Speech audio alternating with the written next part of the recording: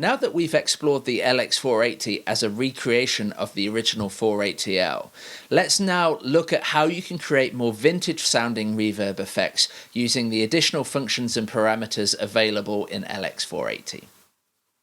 To be able to do this efficiently though, we need to be aware of the technical limitations of this sort of era. So we're looking at the mid to late 1970s through to the mid 1980s. And at that time, memory was very expensive, and typically it was very hard to find a compromise between having enough memory to build up enough echo density in the reverb, as well as the problems with making things sound full frequency range. So traditionally, you would need more memory to have higher sample rates, and therefore, typically you had some sort of compromise between sample rate, bit depth, and the overall available memory in the system.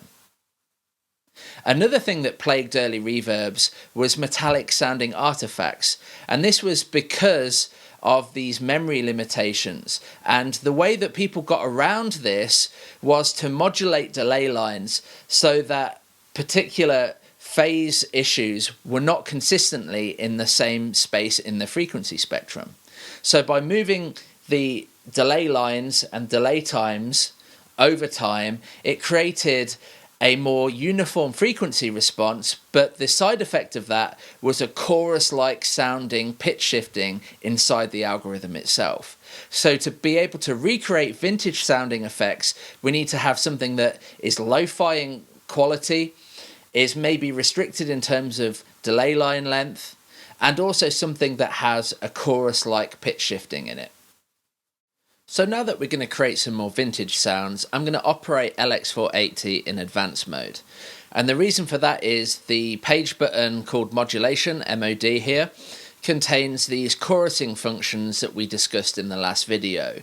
So the delay lines will be modulated, creating chorus-like artifacts, but that will smooth out the frequency response somewhat.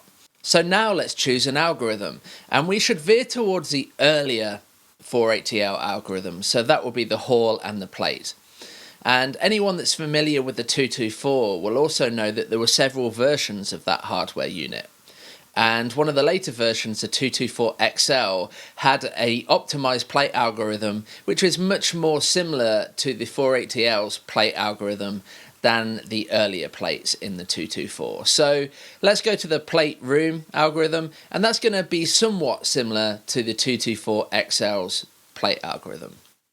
And so if we take that and we add some chorus to it, we should be in the ballpark. So let's go ahead and listen to this on 50% wet and add some chorus to that.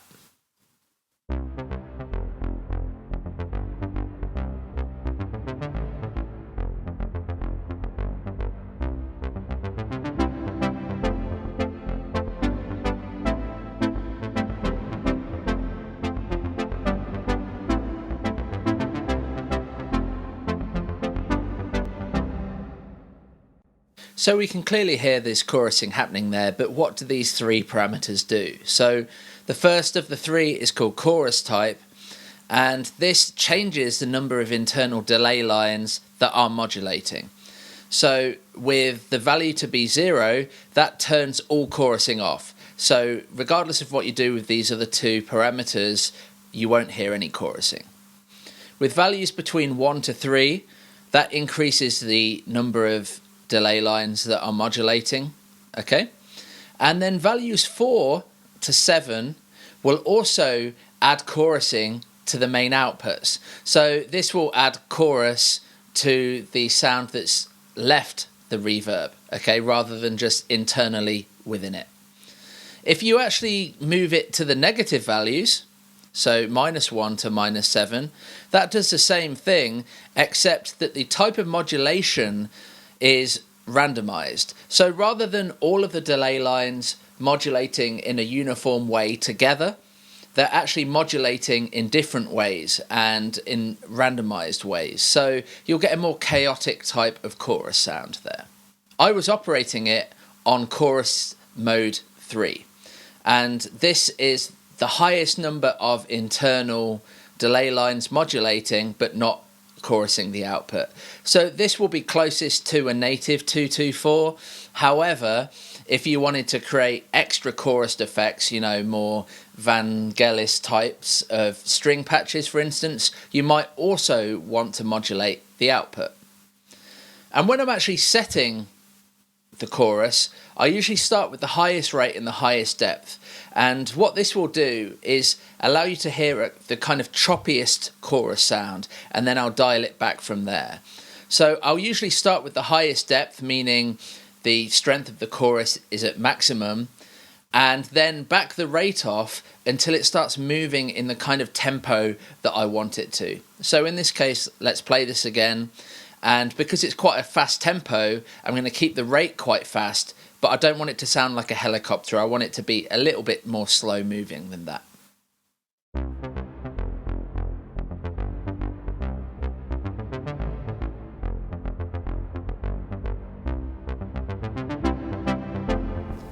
So it's got that rich movement about it now with that chorus, but I feel it's a bit much, so I'm going to dial back the depth.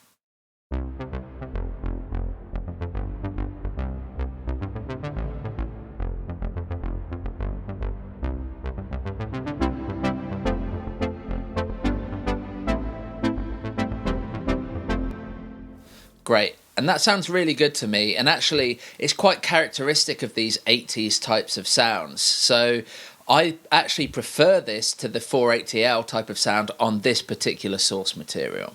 Let's compare the chorus off to the chorus on by setting the chorus type to be 0.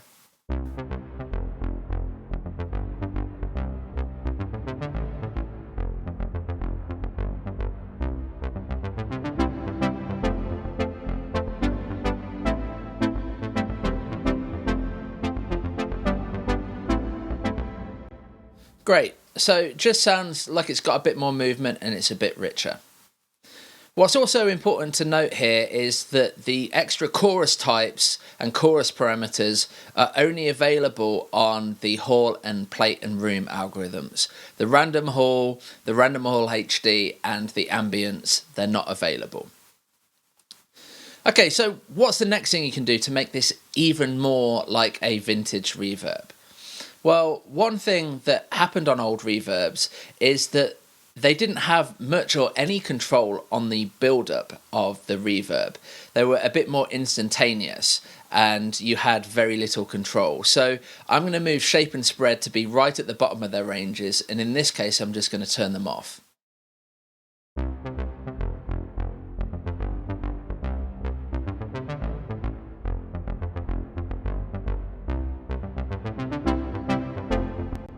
So that loses a bit of that blooming envelopment, but you also get a flatter type of sound more reminiscent of those vintage reverbs.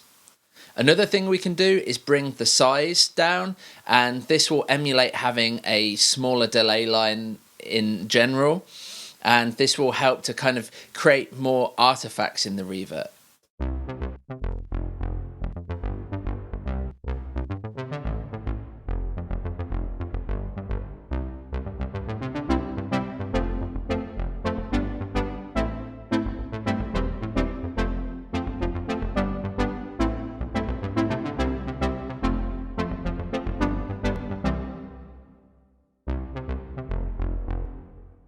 And as older reverbs tended to be quite frequency dependent, I'm actually going to reduce the amount of high frequencies in the algorithm, and I'm going to do this by going to the time frequency page and just dropping that down even more.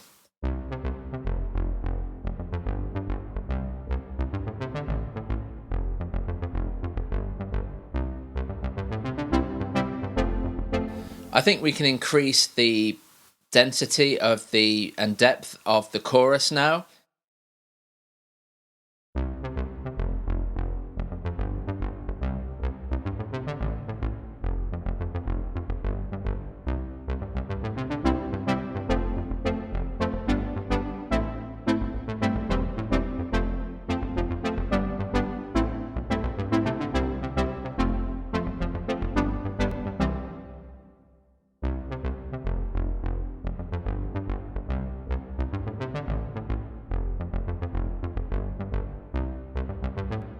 Okay, so let's copy that into the second slot of our preset comparison here. And in the second slot, let's turn the chorus off. Let's go ahead and move this roughly back to where it was before and here. And let's just compare the two.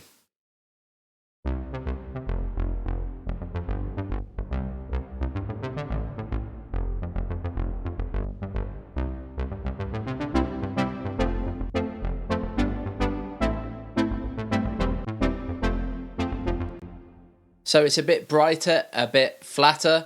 Let's increase the shape and the spread a little bit to be a bit closer to how it was before.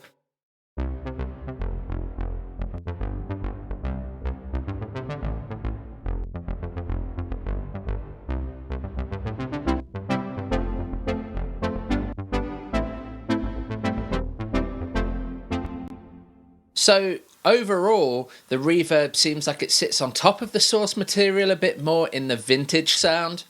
And also it is chorused, so it adds a richness to it. Whereas in the more traditional 480L sound, it blooms a bit more and it's a little bit more high definition. So now that we've created a more vintage style reverb on some source material that is more up-tempo, let's go ahead and get some sort of string or pad sound and add the chorusing to that. Because one of the things that I and a lot of other people love is to create this sense of ethereal strings and pads in a Vangelis style using LX480. So what I'm going to do to achieve this is I'm going to go to the Hall setting, okay, and I'm going to turn the modulation on, and I'm going to put it all the way up to 7 because I want as much chorusing as I can get. I'm going to turn the depth all the way up, and then I'm going to set the rate so that I'm getting this slow swirling that is in time with the tempo of the source material.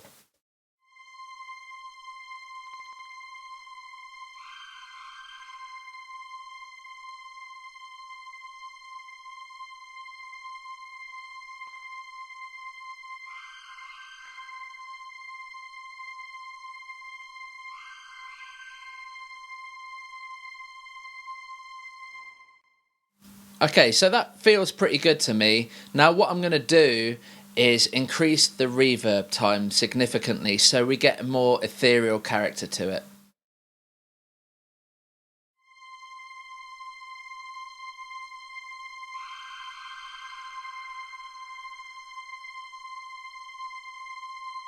And let's bring the mix down so we can hear it in context.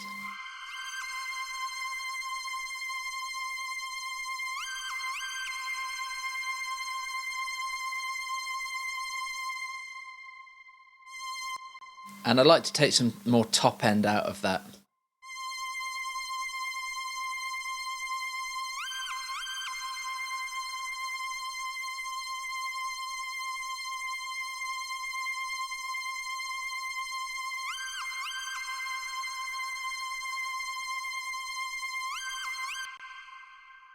And finally, I kind of want to make it feel a little bit more analog. And to do that, I'm going to set the input-output mode to main. And this is going to emulate the analog I/O of the original hardware.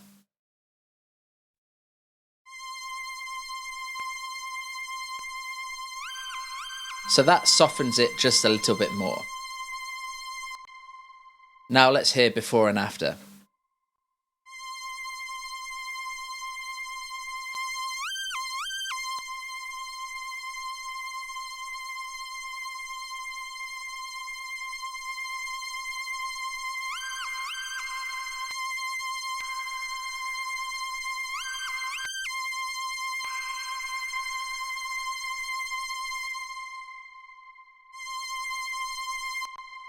And again, one thing we did earlier on with the other source was to bring the shape and spread down. I'm still feeling like it's a little bit blooming, and I kind of want this chorusing right on top of the original sound.